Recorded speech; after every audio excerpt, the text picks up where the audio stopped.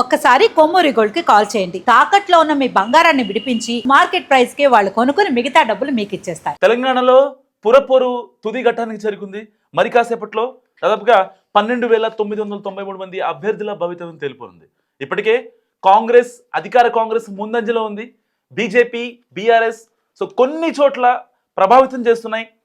పర్టికులర్గా జోగులాంబ గద్వాల జిల్లా మున్సిపాలిటీ ఎన్నికల్లో బీఆర్ఎస్ విజయం సాధించింది.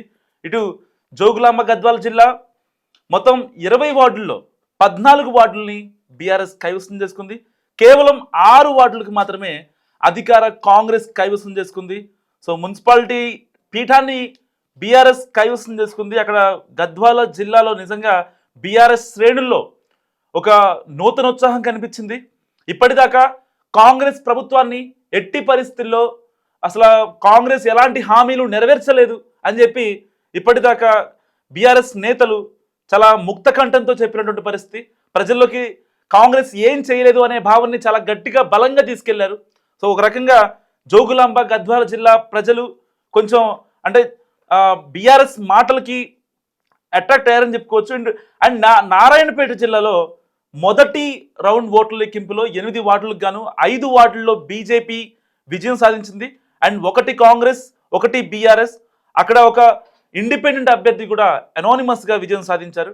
అండ్ ఉమ్మడి నల్గొండ జిల్లాలో కాంగ్రెస్ హవా స్పష్టంగా కనిపిస్తోంది. నందికొండ మున్సిపాలిటీ కాంగ్రెస్ కైవసం చేసుకుంది. అండ్ అలాగే నల్గొండ జిల్లా చుండూరు మున్సిపాలిటీలు కూడా కాంగ్రెస్ కైవసం చేసుకుంది. అండ్ నల్గొండ జిల్లా ఉమ్మడి నల్గొండ హాలియా మున్సిపాలిటీ కూడా కాంగ్రెస్ కైవసం చేసుకుంది. ఇలా చిట్యాల మున్సిపాలిటీ కూడా కాంగ్రెస్ కైవసం చేసుకుంది. అండ్ ఫైనల్గా 10 కాంగ్రెస్ 1 బీఆర్ఎస్ 1 ఇండిపెండెంట్, దాదాపుగా ఇండిపెండెంట్లు మొత్తం మీద ఈ 12,993 మంది అభ్యర్థుల్లో దాదాపుగా 22 మంది అంటే ఇండిపెండెంట్స్ ఎవరైతే ఉన్నారో వాళ్ళందరూ అనానిమస్ అయిపోయారనమాట. దానికి సంబంధించి ఎలక్షన్ కమిషన్ ఆఫ్ ఇండియా కూడా మనకి ప్రకటించింది. ఇటు సంగారెడ్డి జిల్లా గడ్డపోతారంలో బీఆర్ఎస్ విజయం సాధించింది. ఇటు ఖమ్మం జిల్లా మధిర మున్సిపాలిటీలో కూడా ఇటు కాంగ్రెస్ పార్టీ తన ఖాతాలో వేసుకుంది. అండ్ మహబూబాద్ జిల్లా మరిపేడ మున్సిపాలిటీని కూడా కాంగ్రెస్ కైవసం చేసుకుంది. అండ్ కరీంనగర్ జిల్లా చొప్పదండి మున్సిపాలిటీని కూడా కాంగ్రెస్ కైవసం చేసుకుంది. ఇటు నిజామాబాద్ విషయానికి వస్తే పర్టికులర్గా బీజేపీ ముందంజలో ఉంది పోస్టల్ బ్యాలెట్లు ఎప్పటి నుంచో. ఇప్పటికీ కూడా కరీంనగర్ జిల్లా కావచ్చు అండ్ నిజామాబాద్ జిల్లా కావచ్చు. బీజేపీ ఇప్పటికీ అంటే ఒక చాప కిందలా నీరులా ప్రవహిస్తుందని చెప్పుకోవచ్చు. ఎందుకంటే పర్టికులర్గా బీజేపీ చీఫ్ ఇటు కిషన్ రెడ్డి కావచ్చు, అటు బండి సంజయ్ కావచ్చు. వీళ్ళ ఆధిక్యంలో కొనసాగుతున్న కరీంనగర్ నిజామాబాద్లో నిజంగా బీజేపీ చాలా యాక్టివ్ అని చెప్పుకోవచ్చు. గతంలో మున్సిపాలిటీ ఎన్నికలు లేకపోతే ఇక్కడ హైదరాబాద్లో జరిగిన జిహెచ్ఎంసీ ఎన్నికల్లో పర్టికులర్గా బీజేపీ చాలా వేవ్ చూపించింది. దాని తర్వాత జరుగుతున్న పరిణామాల దృష్ట్యా అండ్ కాంగ్రెస్ 2023లో గెలిచిన తర్వాత బీజేపీ అంత ఇంపాక్ట్ చూపించలేకపోయింది. ఎంతవరకు ఎంపీ ఎన్నికల్లో కాస్త ఇంపాక్ట్ చూపిస్తున్నప్పటికీ ఇలాంటి లోకల్ బాడీ ఎలక్షన్స్లో బీజేపీ నిజంగా ఒక రకంగా యాక్టివ్ అయిందని చెప్పుకోవచ్చు. అండ్ సిద్దిపేట జిల్లా హుస్నాబాద్ మున్సిపాలిటీలో కాంగ్రెస్ హవా కొనసాగుతుంది. కాంగ్రెస్ అభ్యర్థి గెలిచారు, హవా కాదు. పర్టికులర్గా సిద్దిపేట జిల్లా ఎందుకంటే హరీష్ రావు కాన్స్టిట్యున్సీ ఇది. అండ్ హుస్నాబాద్ మున్సిపాలిటీ ఎన్నికల్లో కాంగ్రెస్ పార్టీ హవా కొనసాగిస్తుంది. ఈ ఎన్నికల్లో జరిగిన ఫలితాల్లో 7 వార్డుల్లో కాంగ్రెస్ అభ్యర్థులు గెలిచారు. అంటే ఒక రకంగా సొంత జిల్లాలోనే హరీష్ రావుకి ఒక రకంగా చుక్కెదిరని చెప్పుకోవచ్చు.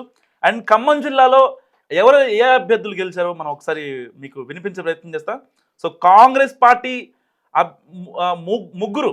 ముగ్గురు కాంగ్రెస్ పార్టీ అభ్యర్థులు గెలుపొందారు. అలాగే ఇటు బీఆర్ఎస్ నుంచి 2 గెలుపొందారు. మొత్తంగా ప్రతి వార్డుల్ని మనం గమనిస్తే 25 కాంగ్రెస్ పార్టీ అభ్యర్థులు గెలుపొందారు ఉమ్మడి ఖమ్మం జిల్లాలో. అండ్ బీఆర్ఎస్ ఖాతాలో ఇటు సంగారెడ్డి జిల్లా గుమ్మడిదల మున్సిపాలిటీ ఫస్ట్ బోని కొట్టిందని చెప్పుకోవాలి. ఎందుకంటే అప్పటిదాకా సరిగ్గా మార్నింగ్ 8 గంటలకి కౌంటింగ్ స్టార్ట్ అయిన తర్వాత అప్పటిదాకా కాంగ్రెస్ ఒక్కటే ముందంజలో ఉంది. అనుకోకుండా సంగారెడ్డి జిల్లా గుమ్మడిదల మున్సిపాలిటీ బీఆర్ఎస్ కైవసం చేసుకున్న తర్వాత నిజంగా బీఆర్ఎస్ శ్రేణుల్లో ఒక ఉత్సాహం కనిపిస్తోంది. జగిత్యాలలో కూడా సేమ్ సిచ్యువేషన్ కనిపిస్తుంది. ఇటు మహబూబ్ నగర్ జిల్లా దేవరకద్రలో కూడా ఒక్కటంటే ఒకే వార్డు గెలిచింది బీఆర్ఎస్. సో 2 వార్డులు కాంగ్రెస్ గెలిచింది అండ్ 4 వార్డులు బీజేపీ గెలిచింది. ఒక రకంగా మహబూబ్ నగర్లో కూడా కాస్తంత ఇంపాక్ట్ కనిపిస్తుంది. గతంలో మహబూబ్ నగర్ పార్లమెంట్ ఎలక్షన్ జరిగినప్పుడు కూడా అప్పట్లో బీజేపీ తన వేవ్ని మనం చూసాం. ఆ తర్వాత ఎప్పుడైతే కాంగ్రెస్ గెలిచిందో, కాంగ్రెస్ అధికారాన్ని ఏర్పాటు చేసిందో, దాని తర్వాత మనం కాంగ్రెస్ మేము చూసుకుంటూ అలాంటి చోట నిజంగా బీజేపీ ఒక రకంగా యాక్టివ్ అయిందంటే మామూలు విషయం కాదు. అండ్ వనపర్తి జిల్లాలో కాంగ్రెస్ వర్సెస్ బీజేపీ ఒక వార్ చాలా స్పష్టంగా కనిపిస్తుంది. సో ఒక్కసారి మా రిపోర్టర్ చార్మి అడిగారు. చార్మి చెప్పండి, అసలు అంటే ఈ యొక్క మున్సిపల్ ఫైట్ని ఏ విధంగా చూడొచ్చు? ఒక రకంగా అంటే ఎక్కడ గెలవని చోట తమ ప్రాబల్యాన్ని పెంచుకుంటున్న ఇటు బీజేపీ కావచ్చు, బీఆర్ఎస్ కావచ్చు. అంటే నిజంగా సామాన్యులు కావచ్చు, అంటే న్యూట్రల్ ఓటర్స్ కాంగ్రెస్ని నమ్మే పరిస్థితులు లేరంటారా? అంటే ప్రజెంట్ ఏమవుతుందంటే మున్సిపల్ ఎన్నికలు, ఈ కార్పొరేట్ ఎన్నికలు ఎట్లా ఉంటాయంటే జనాలు మా పనులు అయ్యేది వీళ్ళతోనే. ఈ జనాలతో, ఈ ఎమ్మెల్యేలు ఎంపీలతో ఇవన్నీ మాకు వద్దు. మా కార్పొరేటర్లు, మున్సిపాలిటీ వార్డ్ మెంబర్లు వీళ్ళతోనే కదా పని ఎక్కువ.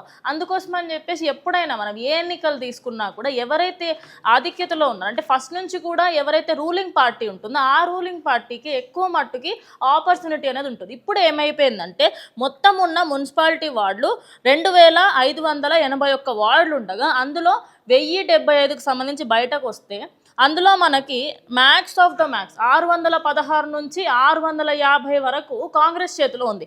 అదే కాకుండా బీఆర్ఎస్ లాస్ట్ టైంతో పోల్చుకుంటే, మొన్న జరిగిన ముందు ఎన్నికలతో పోల్చుకుంటే ప్రజెంట్ 291, 300 వరకు అయితే ప్రజెంట్ నడుస్తుంది. ఇక బీజేపీ చూసుకుంటే 76. అంటే కాంగ్రెస్ ఏంటంటే తాను ప్రజెంట్ రూలింగ్ పార్టీలో ఉంది కాబట్టి ఆ రూలింగ్ పార్టీ అనే ఏదైతే నేమ్ ఉంటుందో దాన్ని కైవసం చేసుకోగలదు. ఇక బీఆర్ఎస్ ఏంటంటే తెలంగాణని తీసుకొచ్చాము, అదే కాకుండా బీఆర్ఎస్కి ముందు నుంచి ఉన్న పాజిటివిటీ అనేది కూడా ఎక్కువైపోయింది. ఇక్కడ బిగ్గెస్ట్ థింగ్ ఏంటంటే 3 పార్టీలకు ఒక్కొక్క లెసన్ వచ్చిందనమాట. బీఆర్ఎస్ పార్టీకి ఒకటి, బీజేపీకి, అదేవిధంగా కాంగ్రెస్కి ఏంటంటే వాళ్ళు నిలబెట్టుకోగలిగారు. అంటే వాళ్ళు రూలింగ్ పార్టీ, వాళ్ళు గెలవగలుగుతారు అని, మేము ఖచ్చితంగా గెలుస్తాము అని సత్తా చాటిన వాళ్ళు గెలిచి చూపిస్తున్నారు. ఇక బీఆర్ఎస్ పార్టీ మేము కొంత గొప్ప పోటీ ఇవ్వగలుగుతాము, ముందు కంటే మేము ఖచ్చితంగా పోటీ ఇస్తామని చెప్పారు, పోటీ ఇస్తున్నారు. ఇక్కడ బిగ్గెస్ట్ లెసన్ ఎవరికి అంటే బీజేపీకి. ఎందుకంటే నిజామాబాద్, కరీంనగర్ కాకుండా, ఎందుకంటే నిజామాబాద్, కరీంనగర్లో ముందు నుంచి అయినా కూడా బీజేపీ మీద అదొక పాజిటివ్ ఒపీనియన్ అనేది ఉంది. అంటే అక్కడ ఏ రూలింగ్ పార్టీ నడిచినా, ఏది నడిచినా బీఆర్ఎస్కి అవన్నీ పక్కకు పెట్టేసి బీజేపీకి ఎక్కువ ఓటేయడానికి ఆలోచిస్తారు. ఇక బీజేపీకి ఇప్పుడు ఒక పెద్ద లెసన్ ఏంటంటే, ఇప్పుడు ఇక్కడ తెలంగాణ 2 పార్టీలు కాదు 3 పార్టీలు ఉన్నాయి అని చెప్పడానికి బీజేపీ సరిసిన పోటీ గట్టిగా ఉంది. అప్రాక్సిమేట్లీ ప్రజెంట్ 90 వరకు వాళ్ళ వార్డ్ మెంబర్స్ కూడా గెలిచినారు. ఇక్కడ ఇంకో గొప్ప విషయం ఏంటంటే ఈ 3 పార్టీలకి అతీతంగా, అంటే ఇండిపెండెంట్గా పోటీ చేసిన వాళ్ళు గెలవడం అనేది అయితే కంప్లీట్గా ఒక పెద్ద షాక్ లాగా ఉంది. సో ఓవరాల్గా చూసుకుంటే కాంగ్రెస్ అయితే ఇన్ని సంవత్సరాలు, 2.5 years వాళ్ళు పరిపాలించిన దానికి కంప్లీట్గా వాళ్ళు జస్టిస్ చేశాము, కొంత గొప్ప వాళ్ళు చేసింది ప్రజల్లోకి వెళ్ళింది కాబట్టి ఇప్పుడు వాళ్ళు గెలిచేయడానికి ఎక్కువగా అవకాశాలు అయితే క్లియర్గా అర్థమవుతుంది.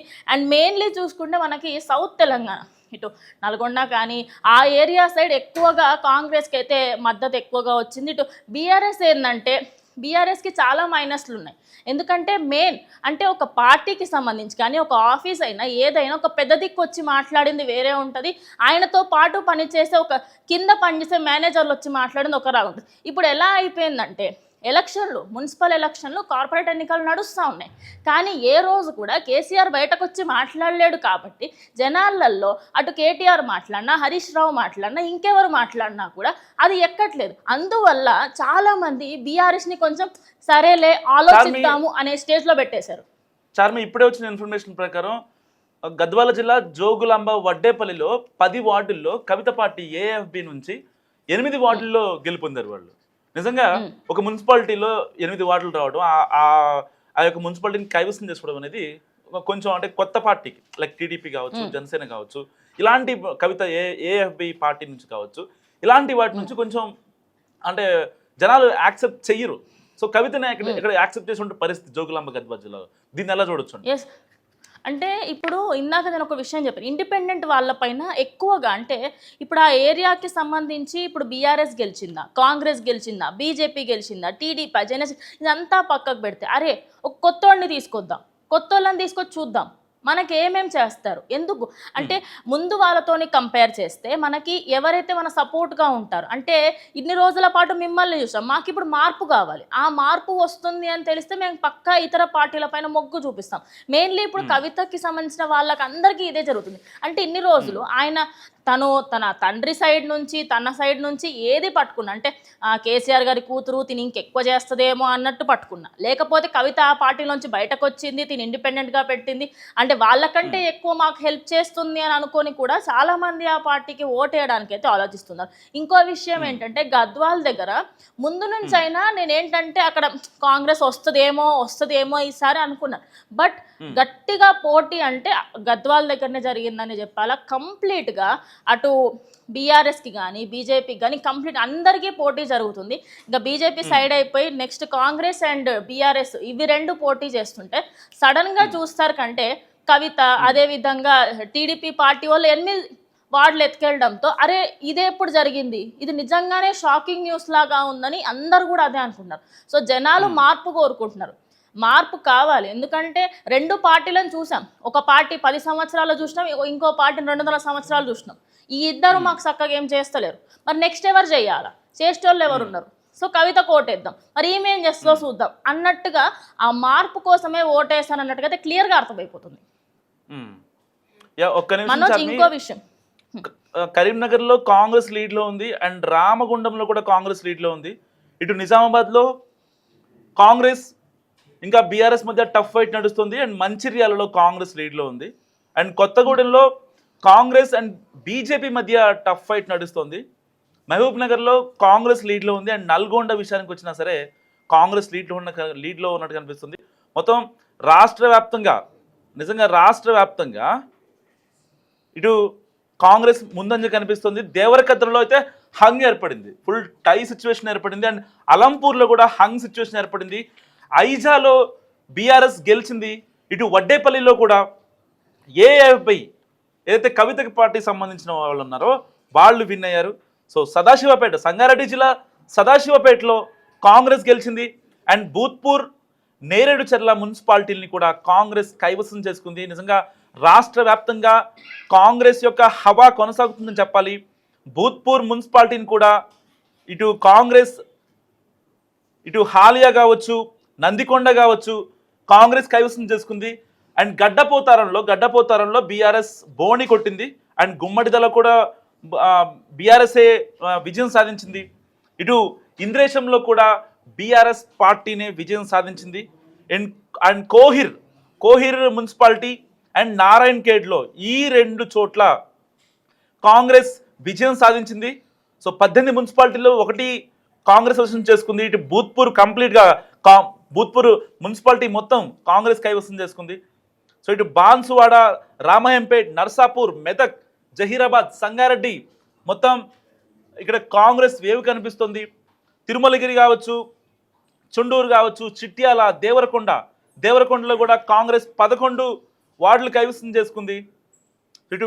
మిర్యాలగూడ నందికొండ చేర్యాల దుబ్బాక గజ్వేల్లో ఇప్పుడిప్పుడే కాంగ్రెస్ లీడ్లో ఉంది ఇప్పటికీ బీఆర్ఎస్ ఒక్క చోట కూడా ఏదైతే ఈ స్థానాలు ఉన్నాయో ఒక చోట కూడా కనీసం ఒక్క వార్డు కూడా గెలవలేని సిచ్యువేషన్ అండ్ అమ్మనగల్ కావచ్చు చేవెళ్ళ కావచ్చు ఇటు ఇబ్రహీంపట్నం కావచ్చు మోయినాబాద్ కావచ్చు అండ్ షాద్ నగర్ కావచ్చు పర్టికులర్గా షాద్ నగర్ సో ఈ ఏరియాలో కాంగ్రెస్ లీడ్లో కనిపిస్తుంది ఇటు సంగారెడ్డి జిల్లా జిన్నారం మండలం గడ్డపోతారం మున్సిపాలిటీని బీఆర్ఎస్ కైవసం చేసుకుంది అండ్ మెదక్ పట్టణంలో మున్సిపాలిటీ మొదటి రౌండ్లో ఫలితాల్లో సో ఇటు బీఆర్ఎస్ అభ్యర్థి ధర్మశెట్టి స్వరూప లీడ్లో ఉన్నారు అండ్ కాంగ్రెస్ అభ్యర్థి చింతల లక్ష్మీ శర్వాణి 13వ వార్డులో లీడ్లో ఉన్నారు ఆవిడ ఇటు ఎట్టి పరిస్థితుల్లో అంటే ఒక రకంగా ఒక డైలమా సిచ్యువేషన్ అంటే ఇటు ఇప్పటిదాకా బీఆర్ఎస్ని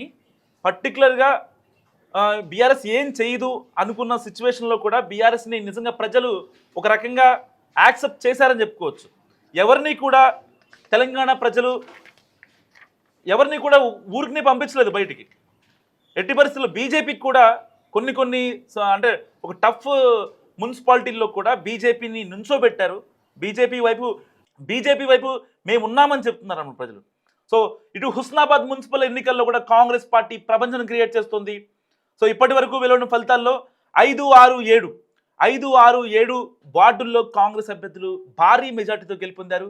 సో 4వ వార్డులో కాంగ్రెస్ అభ్యర్థి పిల్లి తిరుపతి విజయం సాధించారు. 5వ వార్డులో బొలిశెట్టి రాజు విజయం సాధించారు.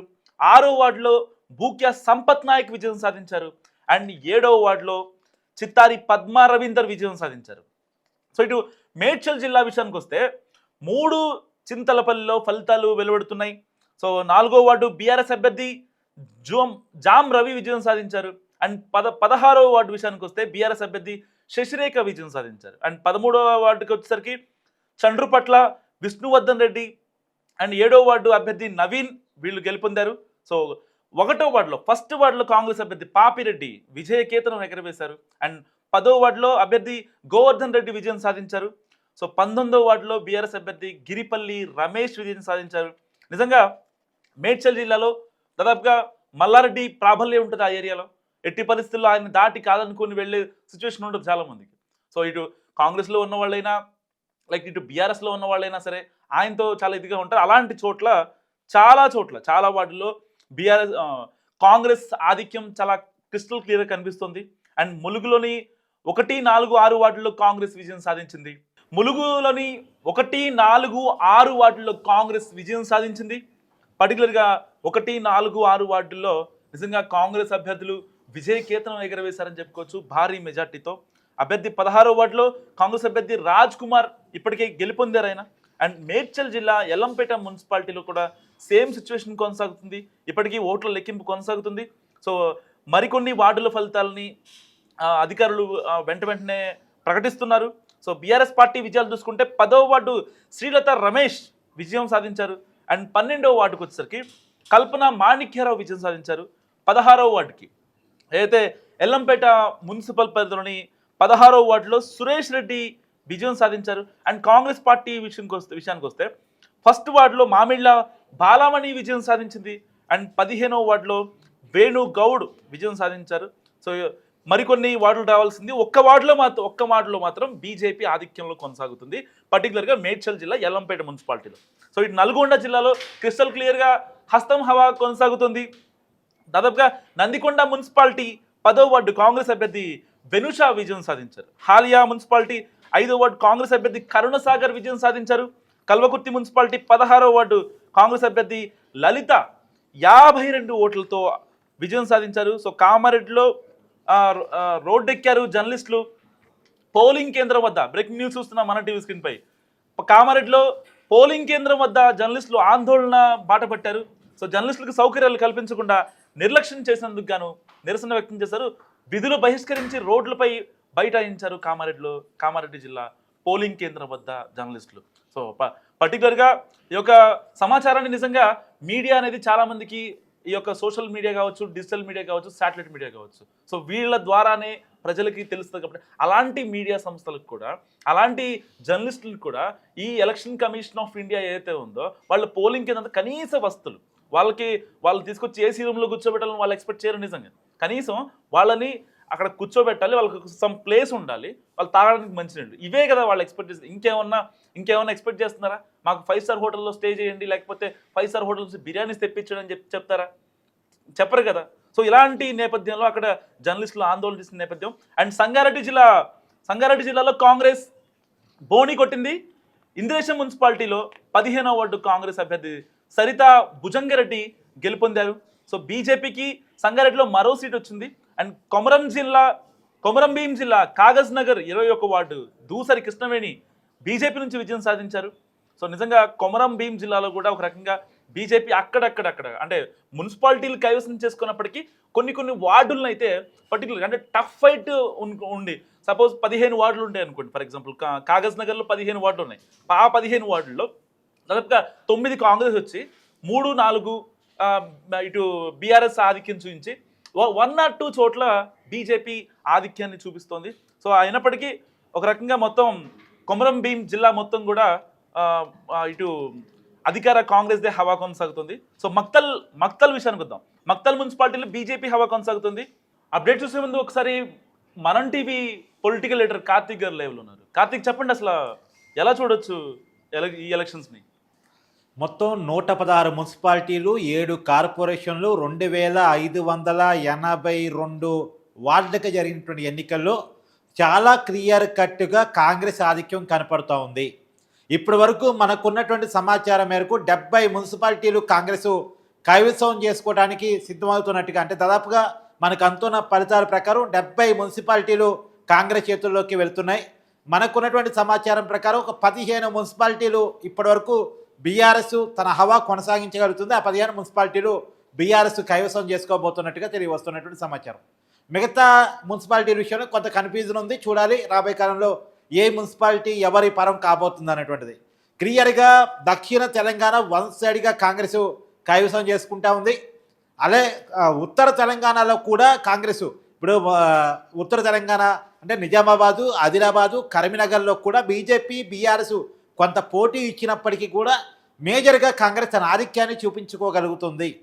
ఇంకా చెప్పాలి అంటే ఒక మెదక్ జిల్లా పరిధిలో మాత్రమే బీఆర్ఎస్ తన పర్ఫార్మెన్స్ చూపించుకుంది. రంగారెడ్డి జిల్లాలో కొంత భాగం, మిగతా చోట్ల కాంగ్రెస్కి పోటీ ఇవ్వగలిగింది తప్ప విజయాన్ని సాధించడంలో బీఆర్ఎస్ ఫెయిల్ అయింది అనేది క్లియర్గా మాట్లాడుకోవాలి.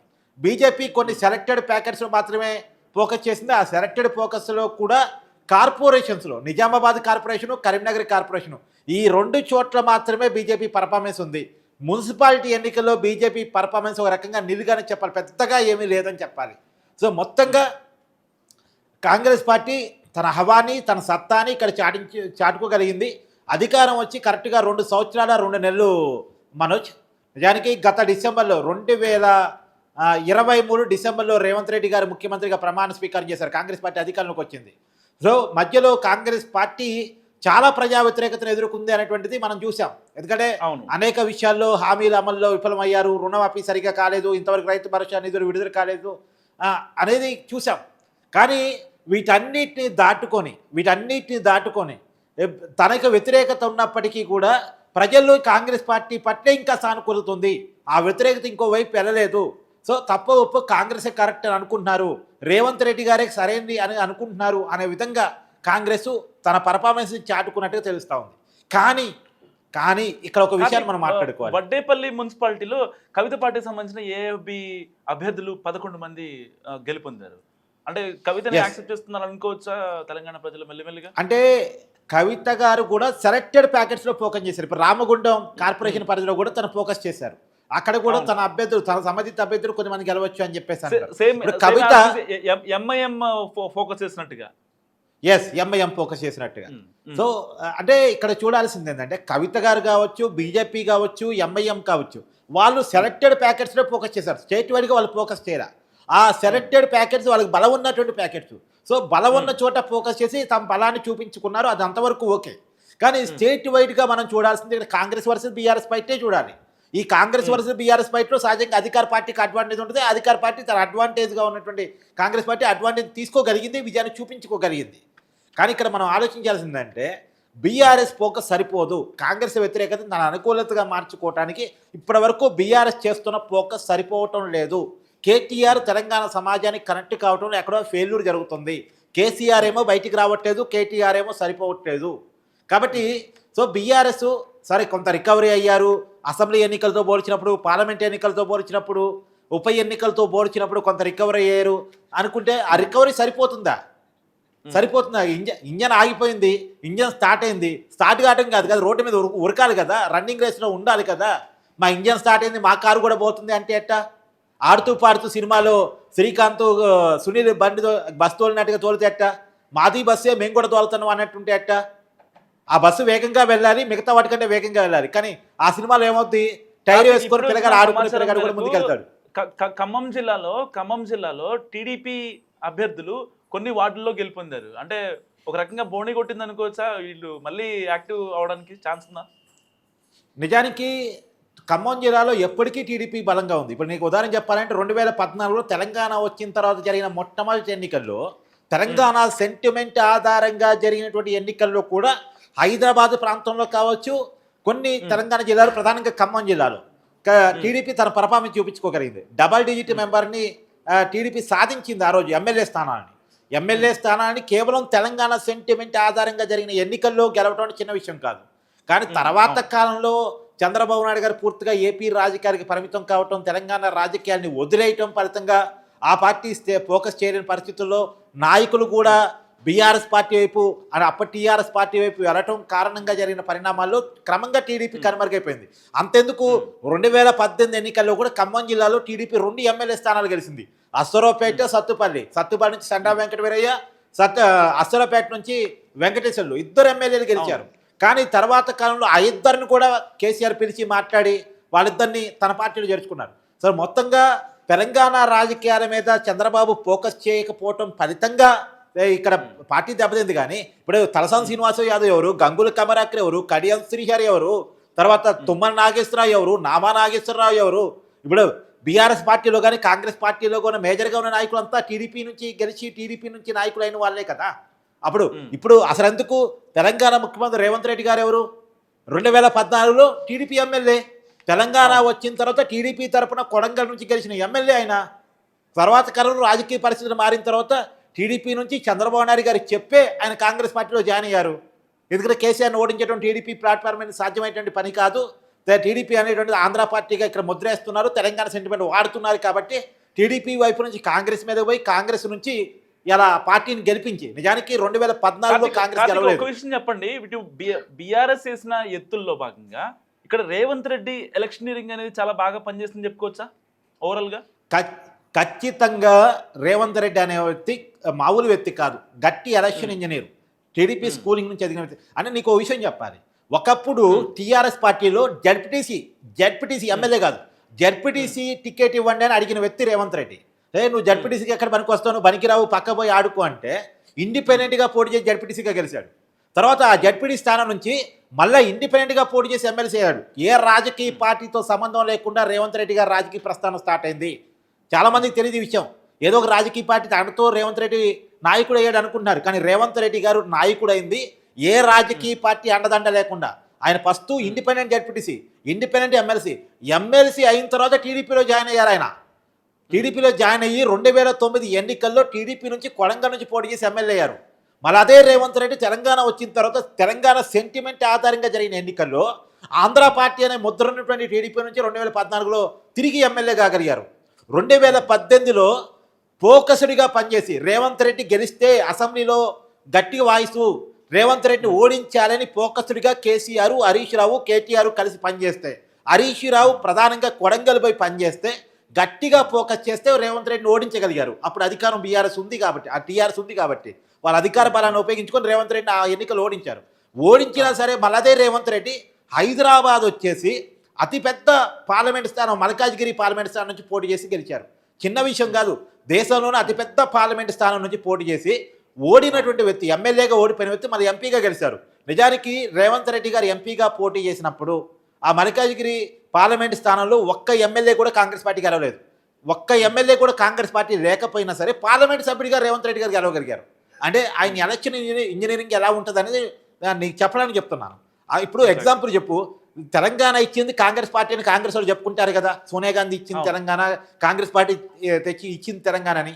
ఆ తెలంగాణ ఇచ్చాము అని చెప్పుకున్నటువంటి ఎన్నికల్లో 2014లో కాంగ్రెస్ గెలవలే, 2018లో కాంగ్రెస్ గెలవలే. ఎందుకు? నాయకత్వ సమస్య. కానీ నాయకత్వ సమస్య కాంగ్రెస్కి ఎప్పుడు తీరింది? రేవంత్ రెడ్డి గారు వచ్చిన తర్వాత తీరింది. రేవంత్ రెడ్డి గారు నాయకుడిగా పెట్టిన తర్వాత తీరింది. అదే రేవంత్ రెడ్డి స్టేట్ వైడ్గా ఫోకస్ చేసి ప్లానింగ్ చేసి మొన్న 2023 ఎన్నికల్లో బీఆర్ఎస్ వ్యతిరేకతని కాంగ్రెస్ వైపుకు మార్చి, నిజానికి బీఆర్ఎస్ వ్యతిరేకతని తమకు అనుకూలంగా మార్చుకోవాలని బీజేపీ చాలా ప్రయత్నం చేసింది. ఆ ప్రయత్నం వర్కౌట్ కాకుండా బీఆర్ఎస్ వ్యతిరేకతని, కేసీఆర్ ప్రభుత్వ వ్యతిరేకతని తనకు అనుకూలంగా మార్చుకుని కాంగ్రెస్ పార్టీని గెలిపించి ముఖ్యమంత్రి అయ్యారు రేవంత్ రెడ్డి గారు. ఇప్పుడు కూడా చూడు, ఎన్నికల్లో ఇప్పుడు ఏ మంత్రి అయినా సరే, ఏ ఎమ్మెల్యే అయినా సరే కాంగ్రెస్ పార్టీకి సీనియర్ నాయకులు అంటారు కదా, ఉత్తమ్ కుమార్ రెడ్డి, కోమరెడ్డి వెంకరెడ్డి, మల్లు బట్టి విక్రమార్క, వీళ్ళంతా సీనియర్ నాయకులు అంటారు కదా. వీళ్ళు వాళ్ళ నియోజకవర్గాలకు పరిమితం అయ్యారు, వాళ్ళ జిల్లాలకు పరిమితం అయ్యారు. స్టేట్ వైడ్గా మున్సిపల్ కార్పొరేషన్ ఎన్నికలు ప్రచారం చేసింది ఎవరు? రేవంత్ రెడ్డే. ఎప్పుడు కోమరెడ్డి వెంకరెడ్డి నల్గొండ జిల్లాకు పరిమితం అయ్యారు, స్టేట్ వైడ్గా ప్రచారం చేయలేదు కదా. రెండవది మల్లు బట్టి విక్రమార్క ఖమ్మం జిల్లాకు పరిమితం అయ్యారు తప్ప ఆయన స్టేట్ వైడ్గా ప్రచారం చేయలేదుగా. పొంగులేటి శ్రీనివాసరెడ్డి ఖమ్మం జిల్లాకు పరిమితం అయ్యారు తప్ప ఆయన స్టేట్ వైడ్గా ప్రచారం చేయలేదుగా. స్టేట్ వైడ్గా ప్రచారం చేసి కాంగ్రెస్ పార్టీకి ఈ మున్సిపల్ కార్పొరేషన్ ఎన్నికల్లో మంచి ఫలితాలు సాధించగలిగింది రేవంత్ రెడ్డి. ఇప్పుడు ఒక విషయం మనం క్లియర్గా మాట్లాడుకోవాల్సిందంటే, మంచి అయినా రేవంత్ రెడ్డి, చెడైనా రేవంత్ రెడ్డి. పరిపాలన బాగలేదు అంటే రేవంత్ రెడ్డిని తిట్టుకుంటున్నారు. ఏదేదో బాగా చేశాడు కదా, ఉన్నంతలో బెటరే కదా, ఏం చేస్తాడంటే మళ్ళీ అదే రేవంత్ రెడ్డి కనపడుతున్నాడు.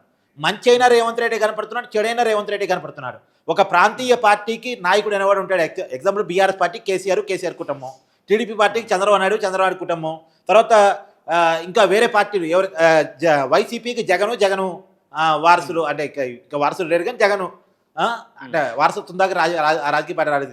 కానీ అంటే ప్రాంతీయ పార్టీలకి అధినేతలు ఉంటారు, వాళ్ళే నాయకులు. కానీ జాతీయ పార్టీలకు అలా ఉండదు. కానీ జాతీయ పార్టీ అయినప్పటికి కూడా రేవంత్ రెడ్డి ఫోకస్డ్ పార్టీగా ఇది మారిపోయింది. రేవంత్ రెడ్డి రాజకీయమే నడుస్తుంది, రేవంత్ రెడ్డి ఎలక్షన్ ఇంజనీరింగే నడుస్తుంది. ఇప్పుడు ఎగ్జాంపుల్ జూబ్లీహిల్స్ ఉప ఎన్నిక చూడు, జూబ్లీహిల్స్ ఉప ఎన్నికను మొత్తం భోజనం వేసుకొని గెలిపించుకుంది ఎవరు అంటే రేవంత్ రెడ్డి. నిజానికి అది కాంగ్రెస్ స్థానం కాదు, బీఆర్ఎస్ స్థానం. బీఆర్ఎస్ సిట్టింగ్ ఎమ్మెల్యే అనారోగ్య కారణాలతో చనిపోయారు. ఎవరికి సానుభూతి రావాలి? బీఆర్ఎస్ సానుభూతి రావాలి. అసలు హైదరాబాద్లో కాంగ్రెస్ ఎక్కడ? మన 2023 సార్వత్రిక ఎన్నికల్లో కాంగ్రెస్ పార్టీ గెలిచిందే లేదు కదా. కానీ గెలవని చోట, అవకాశం లేని చోట పార్టీని గెలిపించుకున్నారు రేవంత్ రెడ్డి. సరే అధికారం ఉపయోగపడి ఉండొచ్చు కానీ దాన్ని ఉపయోగించుకోవడం కూడా గొప్పే కదా. సో ఏది ఏమైనా ఈ ఎలక్షన్ మున్సిపల్ ఎన్నికల ఫలితాలు చాలా క్లియర్ కట్గా కాంగ్రెస్కి ఒక ఉత్తేజాన్ని, ఒక ఉత్సాహాన్ని ఇచ్చాయని చెప్పాలి. కాకపోతే ఇక్కడ కూడా కాంగ్రెస్ పార్టీ ఆలోచించుకోవాల్సిందంటే వ్యతిరేకత కూడా ఉంది, జాగ్రత్తగా ఉండకపోతే అధికారం ఉండదు అనేటువంటి సంకేతాలు కూడా పంపించాయి. Thank you Karthik. So Karthik గారు చెప్పినట్లుగా కాంగ్రెస్ చాలా ముందంజలో ఉంది. ఒక్కసారి కాంగ్రెస్ గెలిచిన మున్సిపాలిటీలు నేను మీకు అనౌన్స్ చేసే ప్రయత్నం చేస్తాను. కొడంగల్, మధిర, అశ్వారావుపేట, ఇంకా భీంగల్. కొడంగల్లో రేవంత్ రెడ్డి యొక్క ఆధిక్యం చాలా క్లియర్గా కనిపిస్తుంది మనకి. ధర్మపురి, నందికొండ, చుండూరు, ఇటు దేవరకొండ, ఇటు ఇంకా హాలియా, ఇటు బాన్సువాడ, చిట్యాల, చొప్పదండి, దేవరకద్ర, నాగర్ కర్నూల్, కొల్లాపూర్, ఇంకా మంథనిలో కాంగ్రెస్ అభ్యర్థులు విజయం సాధించారు. కామారెడ్డి, ఎల్లారెడ్డి, బిచ్కుంద, హుజూర్ నగర్, నారాయణఖేడ్, నేరేడుచర్ల, పెద్దపల్లి, సుల్తానాబాద్, ఇల్లందు, ఇంకా జుక్కల్, జోగిపేట్, మక్తల్, హుజూరాబాద్, హుస్నాబాద్, చేర్యాల, స్టేషన్ గన్పూర్లో కాంగ్రెస్ అభ్యర్థుల జోరు కొనసాగుతోంది. ఇప్పటికే అక్కడ కాంగ్రెస్ విజయం సాధించింది. సో కాంగ్రెస్ 36 చోట్ల విజయం సాధించింది, బీఆర్ఎస్ 6 చోట్ల, ఏఎఫ్జి కవిత పార్టీ సంబంధించిన వాళ్ళు ఒకళ్ళు విజయం సాధించారు. అండ్ హంగ్ దిశగా 2 మున్సిపాలిటీస్ వెళ్తున్నాయి. సో ఎట్టి పరిస్థితుల్లో అండ్ ఇంకొక విషాదకరమైన న్యూస్ ఏంటంటే బీజేపీ అభ్యర్థి బత్తిన ఎల్లమ్మ మృతి చెందారు. సో ఆవిడ వార్డులో బీజేపీ అభ్యర్థి బత్తిన ఎల్లమ్మ గెలిచారు. సో ఆ వార్డులో ఆవిడ చనిపోవడం నిజంగా బాధాకరం. అండ్ మంచిర్యాల జిల్లా లక్షిట్పేట్కి చెందిన 10వ వార్డు బీజేపీ అభ్యర్థి కూడా ఈరోజు అనారోగ్యంతో ఆవిడ మృతి చెందిన ఘటన నిజంగా మంచిర్యాలలో కలకలం రేపుతోంది. సో ఇటు ఆదిలాబాద్ విషయానికి వస్తే కాంగ్రెస్ ముందంజలో ఉంది. అండ్ సంగారెడ్డిలో పోస్టల్ బ్యాలెట్ నుంచి కూడా బీజేపీ ముందంజలో మనం గమనిస్తున్నాం. ఇటు నిజామాబాద్ కావచ్చు, కరీంనగర్ కావచ్చు, బీజేపీ తన ఆధిక్యాన్ని కనబరుస్తుంది, కొనసాగిస్తుంది కూడా. పర్టికులర్గా ఇటు ఉత్తర తెలంగాణ మొత్తం కాంగ్రెస్ ఆధిక్యం చాలా క్రిస్టల్ క్లియర్గా కనిపిస్తుంది. సో ఈ పురపోరు గురించి మీరేమనుకుంటారు? మస్ట్ కామెంట్ చేయండి.